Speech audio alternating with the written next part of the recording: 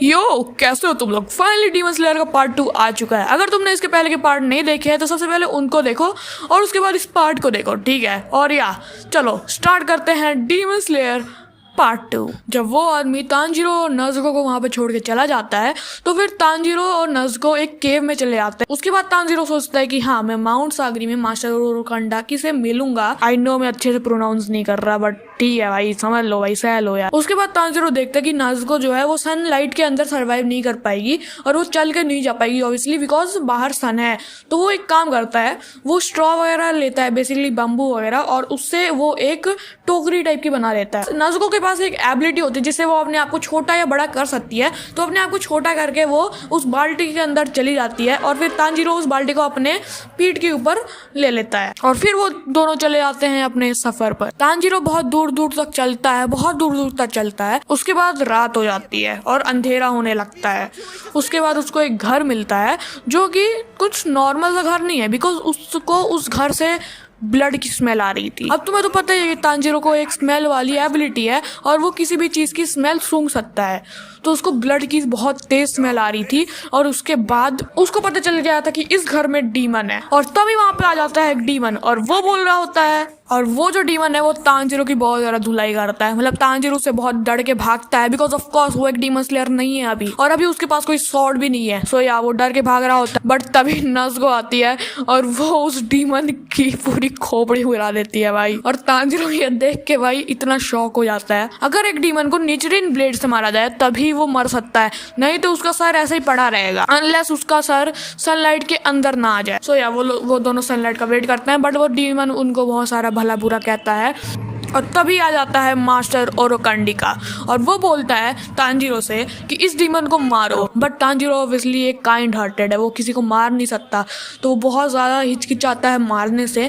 But वो फिर भी कहता है कि मारो मारो, और उसके बाद फाइनली दिल पे पत्थर रख के वो उस डीमन को मार देता है। और उसके बाद तांजीरो को पता चल जाता है कि ये मास्टर ओरोकंडिका है। उसके बाद ओरोकंडिका तांजीरो से कहता है कि मैं तुम्हारी एबिलिटी देख के इम्प्रेस हुआ हूँ, बट तुम्हें मेरे को एक टेस्ट देना पड़ेगा, उसके बाद ही तुम मेरे यहाँ ट्रेनिंग ले सकते हो। उसके बाद तांजीरो बोलता है कि क्या ट्रेनिंग। उसके बाद वो बोलता है कि यहाँ से जंगल जाओ और यहाँ से वापस आओ।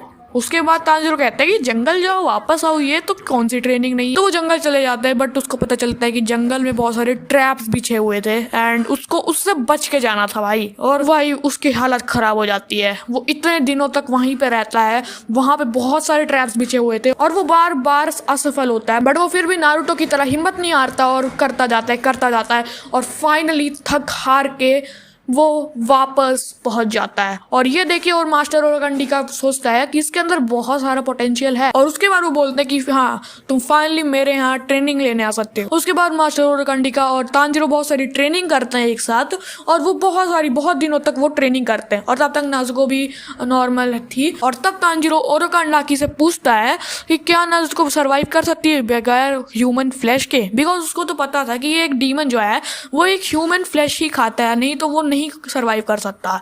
तो अब मास्टर ओरोकंडिका कहते हैं कि हाँ, ये सच है, एक डीमन को अपनी जरूरत पूरी करने के लिए ह्यूमन फ्लैश खाना पड़ता है। बट नज़ुको के केस में ऐसा नहीं है, बिकॉज वो सोने से अपना हेल्थ क्योर कर सकती है। उसको कोई भी ह्यूमन फ्लैश खाने की जरूरत नहीं है, वो सो सकती है, उसके बाद वो ठीक हो जाएगी। और उसके बाद तांजीरो और वो बहुत सारी ट्रेनिंग करते हैं। उसके बाद मास्टर ओरोकंडिका तांजीरो से कहता है कि हाँ, मैंने तुम्हें बहुत सारी ट्रेनिंग दे दी है, बट तुम्हें अभी एक और टेस्ट पास करना पड़ेगा। तांजीरो बोलते हैं कि क्या। जो मास्टर ओरोकंडिका है वो तांजीरो को जंगल में जाता है और वहां पे होती है एक बहुत बड़ी सी चट्टान, और वो बोलता है कि तलवार को लो और इस चट्टान को काट डालो। और भाई तांजीरो बोलता है कि ये कैसे पॉसिबल है, बट वो फिर भी हिम्मत नहीं हारता। वो अपनी तलवार लेता है और चट्टान को काटने की ओर दौड़ता है, बट वो चट्टान नहीं टूटती ऑब्वियसली। और उसके बाद मास्टर ओरोकंडिका बहुत ज़्यादा डिसअपॉइंट होता है। उसके बाद वो वहाँ से चला जाता है। उसके बाद तांजीरो भी बहुत ज़्यादा सैड हो जाता है, बिकॉज इतनी ज़्यादा कड़ी ट्रेनिंग के बावजूद भी वो उसको नहीं तोड़ पाया। उसके बाद उसको एक लड़की दिखती है और वो तांजिरो से कहती है कि क्या तुम मेरे साथ ट्रेनिंग करोगे। तो वो बोलते हैं कि तुम कौन हो, लाइक तुम यहाँ पे कैसे आई।